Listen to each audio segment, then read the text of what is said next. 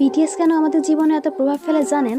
কারণ বিটিএস একমাত্র K pop group যারা শুধুমাত্র পৃথিবী থেকে সকল প্রকার ভায়োলেন্স এবং ধর্ষণ দূর করতে ইউনিসেফের সাথে কোলাবোরেশন করেছিল।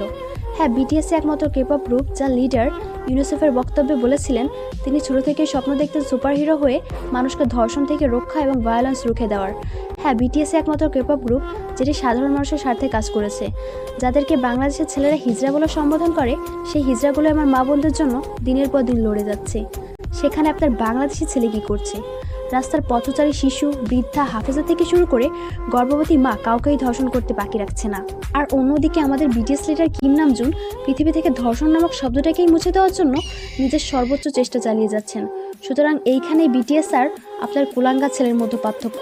তাই আমি বলবো আপনার সদ্য জন্ম নেওয়া ছেলেকে আর্মির মতো বানান, যেন প্রতিনিয়ত সে স্বপ্ন দেখে সে এই দেশের একজন সুপারহিরো যে কিনা বাঁচাবে হাজারো মানুষের প্রাণ।